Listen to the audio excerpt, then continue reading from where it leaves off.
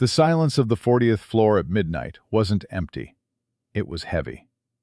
It pressed against the floor-to-ceiling glass, holding back the ocean of city lights below.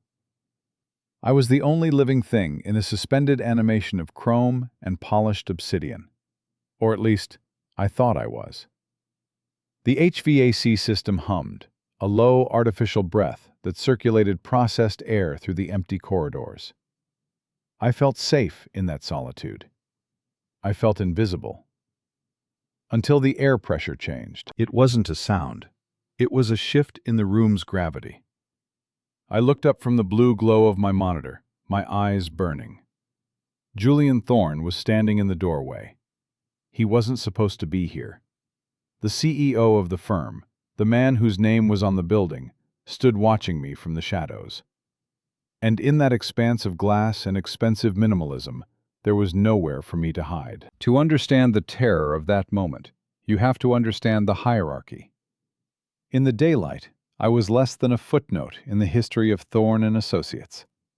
I was a temp, a junior archivist hired to digitize 3 decades of blueprints and contracts. I was a cog in the machine, a ghost in the hallways. I learned quickly that you didn't speak to the senior partners, and you certainly didn't look at Julian Thorne. Julian was less of a person and more of a force of nature, a cold front that swept through the open-plan office, dropping the temperature by 10 degrees. He spoke in directives, his voice a low, smooth baritone that never wavered. He walked with a predator's grace, eyes always fixed on some horizon that the rest of us couldn't see. I had watched him from behind my monitor for 6 months. I knew he drank his espresso black. I knew he hated the color yellow. And I knew he never, ever made eye contact with anyone below the level of director. But at night, the architecture of the firm changed. When the sun went down and the cleaning crews finished their rounds, the building transformed. The frantic energy of 500 people shouting over phones and rustling paper evaporated, leaving behind a spectral, heavy atmosphere. The office became a cathedral of silence. This was my domain. I volunteered for the late shift because the overtime pay was the only thing keeping my head above water, but also because I preferred the building when it was asleep. The project that kept me there was a thankless, high-volume audit. I was tasked with reconciling the structural schematics of the firm's legacy projects with the final build data. It required absolute focus. One missed decimal point could mean a lawsuit or a collapse. So, I isolated myself. I built a fortress of solitude out of dual monitors and stacks of wide-format paper. I would sit there for hours, watching the city breathe through the glass. It's a strange feeling, being an observer in a world of wealth you don't possess. I sat in a chair that cost more than my car, surrounded by models of skyscrapers I would never live in. I felt a peculiar kinship with the steel and glass, cold, functional, and waiting for a purpose. My internal monologue during those hours was a quiet hum of inadequacy mixed with a strange, peaceful resignation. I didn't belong here, but for 8 hours a night, I owned the view. The physical toll was setting in. It was a Tuesday, or maybe Wednesday. The days blurred when you lived nocturnally. The stiffness in my shoulders had hardened into a permanent knot. My eyes felt like they were filled with sand, gritty and dry from staring at backlit vectors. I stretched, hearing the satisfying pop of my spine, and reached for my cold coffee. I was just about to pack up, to retreat back to my small, cramped apartment on the edge of town, when the sound shattered the peace. It was a chime, a soft digital ping that echoed through the cavernous floor like a gunshot. The elevator. It shouldn't have been moving. The security protocols locked the main lift at 10 p.m. My heart hammered against my ribs, a frantic rhythm against the silence. I froze, hand hovering over my mouse, waiting. The doors slid open with a hydraulic hiss. Steps followed. Not the heavy tread of a security guard, but the sharp, rhythmic click of expensive leather on polished concrete. Someone was walking toward my desk. The footsteps stopped. Then, they started again. He was walking the grid. He didn't know I was there. The layout of the office was a maze of low walls and glass partitions, designed to maximize sightlines during the day, but creating a labyrinth of reflections at night. I was just a blip in the dark, a ghost in the machine he owned. I stopped breathing. It wasn't a conscious decision. My lungs simply seized, holding the air hostage in my chest. I felt the irrational, terrifying urge to slide under my desk, to disappear into the cabling and the dust. But dignity, or perhaps paralysis, kept me rooted in my chair. Julian Thorne rounded the corner of the archives bay. He stopped. The movement was sudden, like a predator catching a scent on the wind. He wasn't looking for an intruder. He was just walking, pacing the perimeter of his kingdom like a caged animal testing the bars. But then his eyes locked onto the glow of my monitors. The silence that followed was absolute. It wasn't the peaceful silence of before. It was a vacuum, sucking the oxygen out of the room. He stood there, framed by the darkness of the corridor, his silhouette cutting a sharp, imposing figure against the dim emergency lights. He didn't look like the polished executive I saw in the company newsletters. His tie was gone. His collar was unbuttoned, exposing the hollow of his throat. His jacket was slung over one arm, dragging slightly on the floor, a careless gesture that felt shockingly intimate for a man who treated his suits like armor. But it was his face that terrified me. It was stripped bare. The professional mask was gone, replaced by a raw, exhausted hollowness that I wasn't meant to see. I was witnessing a private moment, a crack in the marble facade, and that was dangerous. He walked toward me. The sound of his shoes on the polished concrete was deafening in the quiet. He didn't ask who I was. He didn't ask what I was doing. He simply approached the desk as if drawn by a gravitational pull. I braced myself for the eviction, for the cold dismissal that would end my employment. I gripped the edge of the desk, my knuckles white, preparing to apologize, to explain, to beg. But he didn't look at me. He stopped at the edge of my workspace, his hand resting on the partition wall, close enough that I could smell him. He smelled of expensive scotch, stale air, and something sharp and electric, like ozone before a storm. His gaze dropped, not to the blueprints on my screen, not to the stack of files, but to my phone. It lay face up on the desk, innocent and damning. At that exact moment, a notification lit up the screen. It wasn't a text or an email, just a reminder app I used to mark the passing of time. But the light illuminated my wallpaper. It wasn't a picture of friends or family. It was a stark, high-contrast black and white photo of the West Side Pier. Specifically, the rotting end of the boardwalk where the streetlights didn't reach. It was a place of jagged wood and black water, a place where the city ended and the void began.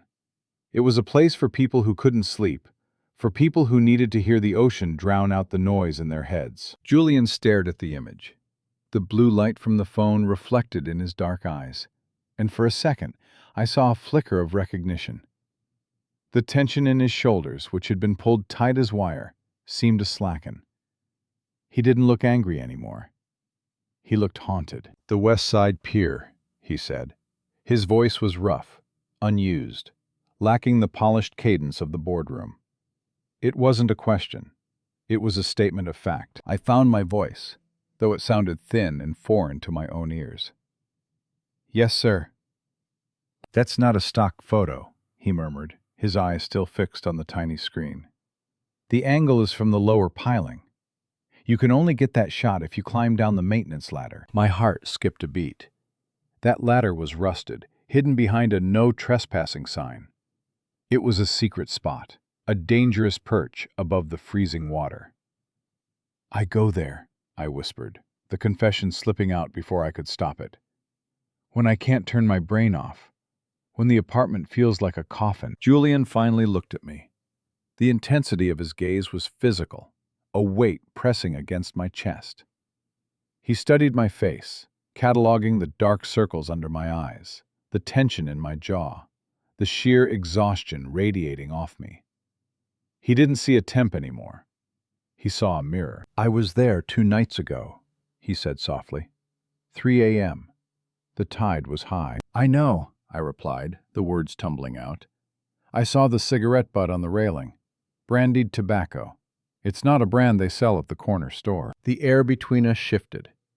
The hierarchy of the office, the 40 floors of separation between his salary and mine, dissolved into the static of the room. We weren't boss and employee. We were 2 ghosts haunting the same graveyard shift. 2 insomniacs drawn to the same dark water. He didn't tell me to leave. He didn't walk away. Instead, Julian Thorne, the man who never sat in a chair that wasn't leather and ergonomic, pulled over a cheap plastic visitor's stool. He placed it next to my desk, the legs scraping harsh against the floor, and sat down. He was close, too close. I could feel the heat radiating from his suit, a tangible warmth in the cool, conditioned air. He leaned back, staring at my monitor, and let out a long, slow breath that sounded like a surrender. "Show me what you're working on," he said. "I can't look at another spreadsheet tonight." Julian didn't just look at my screen. He dissected it. He pointed to a structural anomaly in the rendering of the Helix Spire, the firm's crown jewel, the project that was supposed to redefine the skyline and cement his legacy. "Do you see that?" he asked, his finger hovering millimeters from the glass, and consequently, inches from my face. "The load distribution is off by 0.04%. In a windstorm, the upper atrium shears off." It was a catastrophe buried in math, a silent disaster waiting for a ribbon-cutting ceremony. The board meeting to approve the final schematics was in 5 days. If he admitted the flaw now, the stock would tank, and his leadership would be gutted. If he ignored it, people would die. He looked at me then, not with the imperious gaze of a CEO, but with the desperate, wide-eyed look of a man holding a grenade with the pin pulled. He didn't ask for my credentials or my resume. He just asked, "Can you reroute the tension cables in the model without compromising the aesthetic?" "I can try," I said, my voice steady despite the tremor in my hands. "Then do it," he breathed. "I'll handle the math. You handle the geometry." That was how the hierarchy collapsed. In the span of 5 minutes, we went from stranger and intruder to co-conspirators in a high-stakes cover-up. He dragged a second chair over, not a visitor's stool this time, but a proper drafting chair from the next cubicle. We sat side by side in the blue-lit dark, the rest of the office fading into a meaningless void. The sensory details of that night are branded onto my memory. It was the smell of him, not just the expensive cologne now, but the underlying scent of stress, of coffee, of warm skin. It was the sound of the servers humming in the distance, a white noise that wrapped around us like a cocoon. It was the heat. The building turned down the AC at midnight to save power, and the air grew heavy, thick, and intimate. Julian worked with a terrifying intensity. He stripped off his tie, tossing it onto a pile of blueprints. He rolled up his sleeves, revealing forearms that were surprisingly muscular, corded with veins that shifted as his hands flew across his keyboard. I found myself staring at his hands. They were elegant, capable hands, usually hidden in pockets or wrapped around a pen. Now, they were frantic, raw, and mesmerizing. The proximity was suffocating. My desk was designed for one person, not 2 grown men trying to save a skyscraper. Every time he leaned in to check my progress, his shoulder brushed mine. It wasn't a collision, it was a graze, a friction that sent a jolt of static electricity straight down my spine. He didn't pull away. In fact, he seemed to lean into it, using my presence as an anchor in the storm of data. "Zoom in there," he commanded, his voice low, right beside my ear. I could feel the warmth of his breath against my neck, a steady, rhythmic ghost that made the hair on my arms stand up. I tried to focus on the vectors, on the tensile strength of steel, but my brain was short-circuiting. I was hyper-aware of the rise and fall of his chest, the way his knee occasionally bumped mine under the desk. I was fighting a war on two fronts: the architectural puzzle on the screen, and the sudden, violent realization that I was attracted to him. Not just the power, though God, the power was heady, but the vulnerability. He was brilliant, and he was terrified. And for this one night, he needed me. We worked through the witching hour, through the dead silence of 3 a.m., through the false dawn. We didn't speak about anything but the building. Move that strut. Check the load. No, that won't work. But the subtext was screaming. Every shared glance, every accidental touch, every moment our eyes met over the monitors was a conversation we were too afraid to have aloud. When the sun finally crested the horizon, painting the office in brutal, unforgiving gray light, the spell broke. The simulation ran green. The tower held. Julian sat back, rubbing his face with his hands, and for the first time in 6 hours, he looked at me. Really looked at me. The adrenaline was fading, leaving behind a raw, exposed nerve. "You're good," he said, his voice raspy with exhaustion. "I just know the software," I deflected, looking down at my hands. "No," he said, and the dynamic in the room shifted permanently. "You see the things other people miss. It should have been a one-time anomaly, a single night of crisis management born of necessity." But when I walked into the office on Tuesday, the air felt different. The silence wasn't empty anymore. It was waiting. By Wednesday, the late nights had solidified into a ritual, a secret pocket universe that existed strictly between the hours of 10 p.m. and 4 a.m. The days became a blur of gray noise, a holding pattern where I was the invisible temp and he was the distant CEO, separated by glass walls and social strata. But at night, the hierarchy dissolved into the shadows. We stopped pretending this was just about the Helix spire. The project was the excuse, the scaffolding that held up the real structure we were building, a fragile, high-stakes domesticity in the middle of a corporate fortress. The office ceased to be a place of business. It became a living room, a bunker, a confession booth. On Thursday, around midnight, the atmosphere shifted from professional urgency to something softer, more dangerous. We ordered Thai food. It felt transgressive, eating pad Thai out of cardboard cartons on top of a mahogany conference table that cost more than my student loans. Julian had discarded his jacket hours ago. His tie was draped over a lamp, and his sleeves were rolled up to his elbows. Seeing him like this, unpolished, human, eating with a plastic fork, felt more intimate than seeing him naked. He began to drop clues about the life he lived outside these walls, small breadcrumbs that led to a lonely destination. He pushed a container of rice toward me and checked his phone, scrolling through a calendar that was a solid block of color. 3 galas, 2 board dinners, and a charity auction this weekend, he murmured, the blue light of the screen washing over his tired face. I will shake 500 hands, and not a single person will ask me a question that matters. "Is that why you're here?" I asked, the boldness of the night shift taking over. "To avoid the galas?" He looked up, his eyes dark and unreadable. "I'm here because the penthouse is too quiet.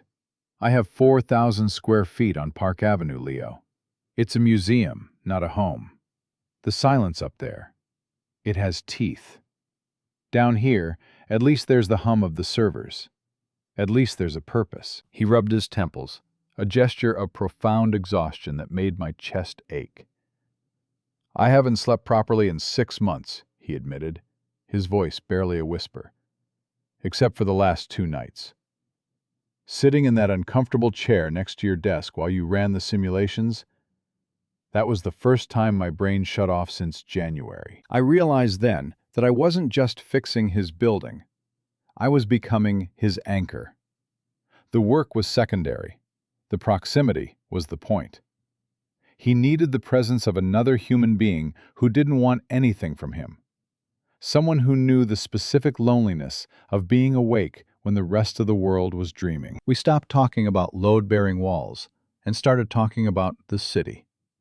We watched the skyline through the glass, the millions of lights representing millions of people, most of them asleep. "The city is a living thing," Julian said, staring out at the grid. "It eats people who are alone. It grinds them down until they're just part of the pavement. That's why we build these towers, to get above the teeth." "I think we build them so we have something to look at while we're hiding," I countered softly. He turned to look at me, and the conversation died. The air between us charged with that familiar, terrifying static. He reached for his coffee cup at the exact moment I reached for mine. They were sitting side by side on the blueprint. My hand landed on the paper cup. His hand landed on mine. It was a mistake, a miscalculation of space in the dim light. His palm was warm, heavy, encompassing my fingers. It was the first time we had touched, really touched, skin against skin. In any other context, in the daylight world, we would have recoiled. We would have apologized and retreated to our respective corners, but we didn't. I didn't pull my hand away. Julian didn't lift his. He froze, his gaze dropping to where our hands were layered over the cheap cardboard cup. His thumb brushed against my knuckle, a microscopic movement, barely a tremor, but it sent a shockwave through my entire body. It wasn't an accident. It was a question. For 10 seconds, the only sound in the room was the hum of the HVAC and the rugged, uneven rhythm of my own heart. We were balanced on a razor's edge, the professional boundary eroding under the heat of his touch. Then, slowly, deliberately, he tightened his grip just slightly, not pulling away, but holding on. The weather turned on Friday night. It wasn't just rain. It was a deluge that battered the city into submission. The wind howled around the corners of the skyscraper, creating a low, resonant vibration that hummed through the steel skeleton of the building. We were 40 floors up, suspended in the center of a violent atmospheric tantrum. The glass walls, usually our window into the world, became opaque sheets of running water, distorting the city lights into smeared, bleeding watercolors. Inside, the tension mirrored the storm. We were running the final render for the board presentation. The servers were pushing hard, the fans whirring in a desperate attempt to keep cool. Julian was pacing. He moved like a caged tiger, walking the length of the archives bay and back, his eyes fixed on the progress bar that crawled across the screen. The air pressure in the room felt heavy, charged with enough static to make the hair on my arms stand up. It was the feeling of waiting for lightning to strike, and then it did. A crack of thunder shook the floor plates, a visceral boom that rattled the bones of the tower. A split second later, the world vanished. The overhead lights didn't flicker, they simply died. The hum of the HVAC cut out. The silence that followed was absolute and terrifying. A physical weight that dropped onto us. For 5 seconds, we were plunged into total, suffocating darkness. Then, the emergency systems kicked in. The room was bathed in a dim amber glow from the safety lights along the baseboards. The backup generators hummed to life somewhere deep in the basement, a low, throbbing heartbeat that vibrated through the soles of my shoes. The office, once a sterile grid of corporate efficiency, had transformed into a cavern of shadows and red-tinged hazards. "The render," Julian's voice cut through the gloom. It was sharp, immediate. "Laptop battery is at 40%, I replied, my voice shaking slightly. "The servers are on a separate UPS. We're okay, but we can't lose the connection." He moved then. He crossed the space between us, not with his usual measured grace, but with urgency. He came around the desk, stepping into my personal space to see the screen. The amber light cast deep shadows across his face, carving his features into something sharper, more dangerous. He placed one hand on the back of my chair and the other on the desk, effectively boxing me in. The proximity was electric. In the darkness, the boundaries of employment and propriety ceased to exist. There was only the heat of his body radiating against my back, the scent of rain and expensive wool, and the shallow, rapid rhythm of our breathing. He leaned down, his cheek inches from my temple, watching the progress bar inch forward. "It's slowing down," he murmured. His voice was a low rumble in his chest, a sound I felt as much as I heard. "It's the network transfer," I whispered, afraid that speaking at a normal volume would shatter the fragile atmosphere. "It'll hold." He didn't move away. The crisis of the software was a convenient excuse, a reason to be this close. But the software was fine. We both knew it. He stayed there, looming over me, a protective, overwhelming presence in the dark. I turned my head slightly, looking up at him. He was staring at the screen, but his focus was gone. His eyes were glazed, lost in the middle distance. "Why do you do this?" The question slipped out before I could filter it. It was the darkness. It acted like a truth serum. "Why are you here, Julian? You have a team of 50 people who would kill to run this render for you. You have a life. You have a name that opens every door in this city." He looked down at me then. The amber light caught the exhaustion in his eyes, illuminating the cracks in the armor. He didn't pull back. He didn't reinstate the distance. "I don't have a life, Leo," he said, the words heavy with resignation. "I have a schedule. I have a reputation. I have a legacy." He shifted his weight, leaning closer, his hand tightening on the back of my chair. "People see the suit. They see the office. They think power is freedom. But it's a cage, a gilded, high-altitude cage. I am surrounded by people from the moment I wake up until the moment I leave this building, and not one of them sees me. They see the CEO. They see the checkbook. They see the opportunity." He paused, his gaze dropping to my mouth, then back to my eyes. "You're the only person in 10 years who looked at me and didn't ask for a job. You just asked if I knew the pier." The confession hung in the air, heavy and undeniable. He was admitting that he was starving. He was a man who owned the skyline, but had no one to share the view with. "You don't have to be alone in the cage," I said, my voice trembling with the weight of the risk I was taking. I turned my chair, abandoning the screen, facing him fully in the dark. "You can open the door." "I don't know how," he whispered, and for the first time, the great Julian Thorne looked completely lost. "I forgot where I put the key." The storm raged outside, lashing against the glass, sealing us in this capsule of dim light and shared truth. We were two castaways on an island of our own making, and the water was rising. The power returned in stages. First the hum of the ventilation, then the overhead lights flickering into a harsh, sterile existence that banished the amber intimacy of the emergency glow. But the atmosphere didn't reset. The storm was still raging outside, and inside, the air remained heavy, charged with a static that made the hair on my arms stand on end. We had survived the technical crisis, but we were now standing on the precipice of a much more dangerous, personal disaster. We moved to the drafting table in the center of the room. It was a neutral ground, a high, tilted surface where we could pretend to focus on the physical blueprints while the digital render finished processing. We stood on opposite sides of the table, the wide expanse of paper between us like a demilitarized zone. But the table wasn't wide enough. I leaned over the plans, tracing the line of the atrium with a trembling finger, trying to ground myself in the geometry, in the safe, predictable laws of physics. "The structural integrity holds here," I said, my voice sounding too loud in the quiet room. "And the wind shear is mitigated by the angle of the glass." Julian didn't look at the paper. I could feel the weight of his gaze. It was a physical sensation, like heat radiating from a fire. I looked up, expecting to find him studying the schematics, critiquing the load-bearing walls. But he wasn't looking at the work. He was looking at me. His eyes were dark, focused with an intensity that stole the breath from my lungs. He was tracing the line of my neck, the curve of my jaw, the place where my pulse was hammering visibly beneath the skin. It wasn't the look of a CEO assessing an employee. It was the look of a starving man seeing a feast he wasn't allowed to touch. I froze.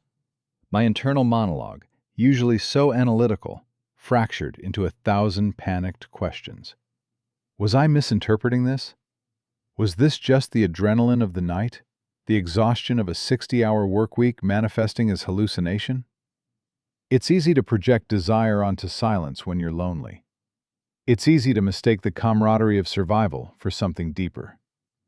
But then I saw his eyes shift, dropping to my mouth as I parted my lips to speak, and the dilation of his pupils was undeniable. They swallowed the iris, black pools of want that had nothing to do with architecture. "Julian?" I whispered. It was a question, a challenge, and an invitation all at once. He didn't answer. He leaned in further, his hands gripping the edge of the drafting table until his knuckles turned white. The space between us shrank. The air felt thick, viscous, hard to breathe. It wasn't about the touch.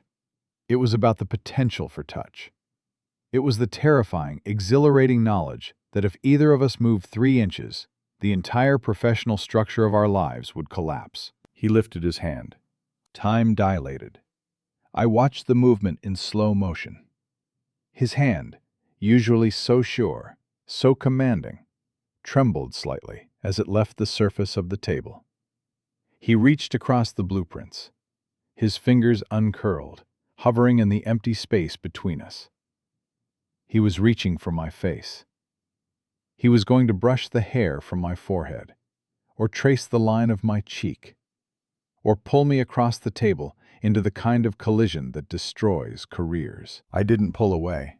I couldn't. I was rooted to the spot, my heart hammering a frantic rhythm against my ribs, waiting for the contact that would change everything. I wanted him to cross the line. I wanted the ruin, but he stopped.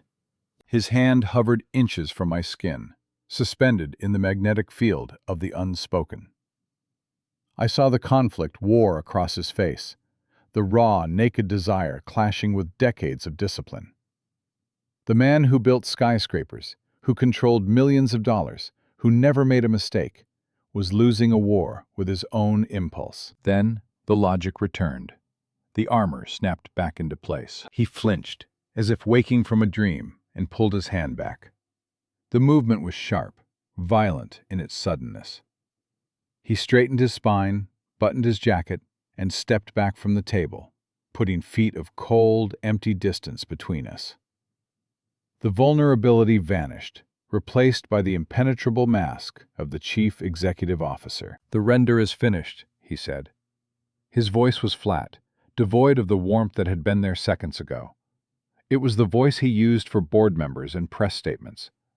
"The file is secure." The silence that followed was worse than the storm. It was heavy, painful, and suffocating.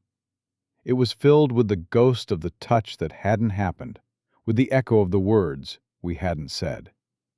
The rejection stung, not because he didn't want me. I knew he did. But because he had chosen the cage over the door I had opened. "Yes, sir," I said, the title tasting like ash in my mouth. "I'll upload the final packet." The work was done. The crisis was averted. The deadline was met. The reason for us to be alone in the dark, breathing the same air, was gone. We were just a boss and a temp again, standing in the wreckage of a moment that almost happened. Friday morning arrived with the subtlety of a car crash. The board meeting was a triumph. The Helix Spire project was approved, the stock price jumped 3 points by noon, and the office was awash in the blinding, artificial glare of success. Champagne corks popped in the main atrium at 2 p.m., a sound that felt jarringly cheerful after a week of hushed whispers and storm-battered silence. The firm was celebrating the salvation of a legacy, but nobody knew the cost of the mortar that held it together. I stood at the periphery of the celebration, holding a plastic cup of lukewarm, sparkling water, watching the performance. Julian was back. The man I had spent the last 4 nights with, the man who had eaten takeout with a plastic fork, who had confessed his loneliness in the dark, who had almost touched my face with a trembling hand, was gone.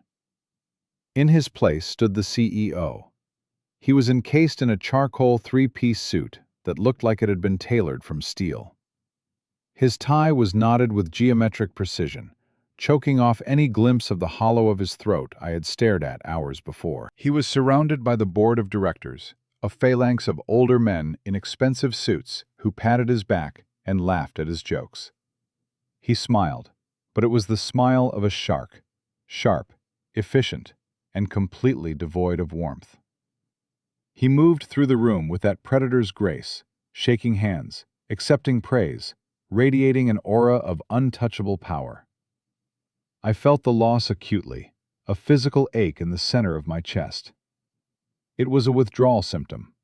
I had been high on the intimacy of the vacuum, addicted to the secret world we had built in the dark, and now the lights were on, and the magic had evaporated. I was invisible again. Worse, I was complicit in my own erasure.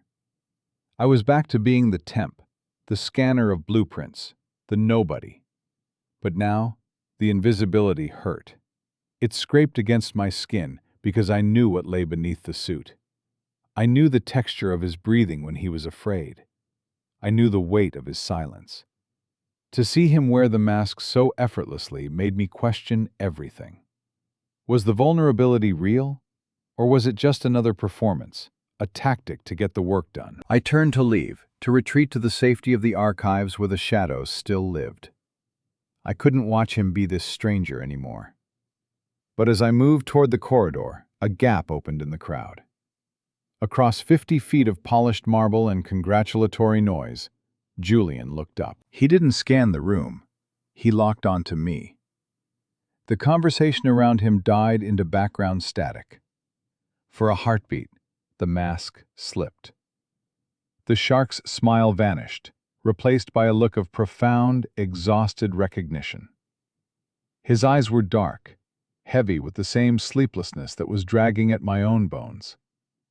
He looked at me not as an employee, but as the only other person in the room who knew the truth. There was an apology in that look, a silent confession that the cage was back in place, and the door was locked. I held his gaze for a second, long enough to feel the electric current spark and die. And then I looked away. I couldn't handle the subtext. I walked back to my desk, the noise of the party fading behind me, and sat in the chair he had occupied the night before. I should have gone home. The work was done. My contract didn't require me to be there past 5 p.m. on a Friday. I debated packing my bag, walking out the glass doors, and never coming back. I could quit. I could find a job in a basement somewhere, digitizing files for a company where the CEO didn't have eyes like a storm front. I could run away from the confusion and the lingering pathetic hope that he might come back. But I didn't leave. I stayed as the sun went down. I stayed as the cleaning crews moved through the floors with their vacuums and their rolling carts. I stayed until the office emptied out, the laughter and the champagne flutes cleared away, leaving the building in its natural state of silence. I sat in the dark, my monitors glowing blue, staring at the wallpaper on my phone. The pier, the black water, the place where we both went to be alone. I told myself I was finishing up the filing.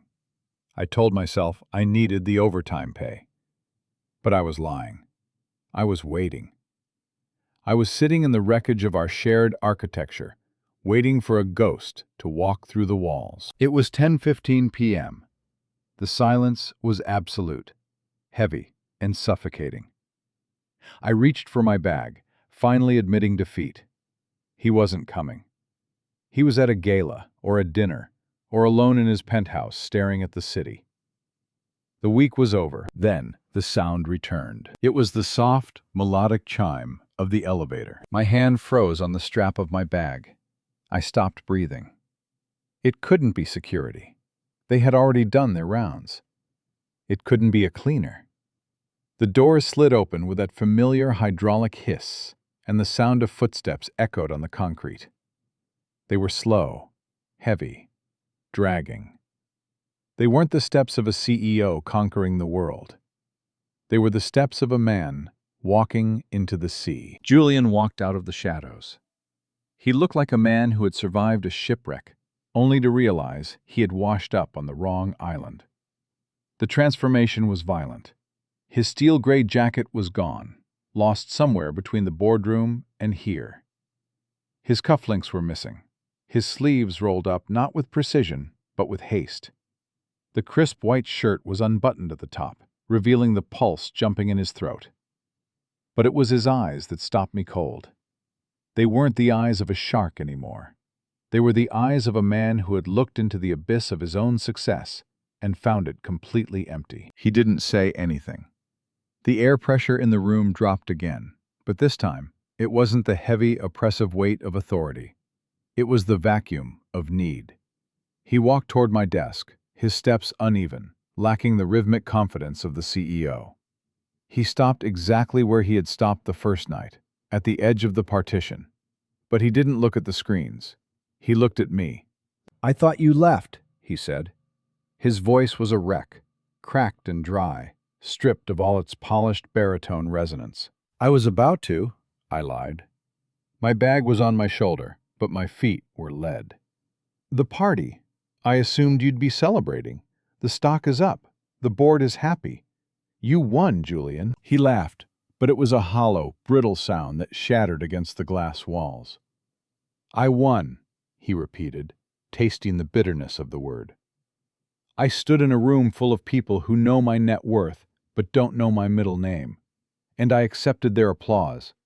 And the entire time, all I could hear was the hum of the servers. All I could see was the ghost of this room." He took a step closer, crossing the invisible line he had drawn so sharply the night before. "I tried to go home, Leo. I got into the car. I told the driver to take me to the penthouse. But when we pulled up to the curb, I couldn't do it."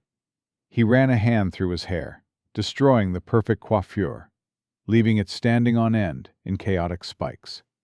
"I knew that if I unlocked that door and walked into that 4,000-square-foot silence, I would suffocate. The silence up there, it's dead. The silence down here, with you, it's the only place I can breathe." The confession hung between us, raw and terrifying. The power dynamic finally crumbled. He wasn't the CEO asking for a report. He was a drowning man asking for a lifeline. "You shouldn't be here," I whispered, though every cell in my body was screaming the opposite. "If security sees you like this, if they see us—" "I don't care," he cut me off, the intensity returning to his eyes, but blazing with a different fuel. "Let them see. Let them fire me. I don't care about the building, Leo. I care that for 4 nights I felt like a human being because you were sitting 3 feet away." He closed the distance. He walked around the desk, invading my space, crowding me against the edge of the drafting table. But I didn't retreat. I dropped my bag. It hit the floor with a heavy thud that echoed in the quiet. "Stay with me," he said. It wasn't an order. It wasn't a request. It was a plea, stripped of all pride. "Don't go home. Just stay here, in the dark, with me." The physical barrier broke. It didn't happen with a grand, cinematic gesture. It happened with a surrender. Julian's composure snapped. He reached out, his hands shaking, and this time, he didn't pull back. He grabbed the lapels of my cheap jacket, not to push me away, but to anchor himself. He pulled me in, burying his face in the curve of my neck, collapsing against me as if his strings had been cut. I froze for a heartbeat, the shock of the contact sending a jolt of electricity through my nervous system. But then, the instinct took over. I wrapped my arms around him. I held the CEO of Thorne & Associates as he shook against me, feeling the heat of his body, the desperate, ragged rhythm of his breathing. It wasn't a sordid office hookup.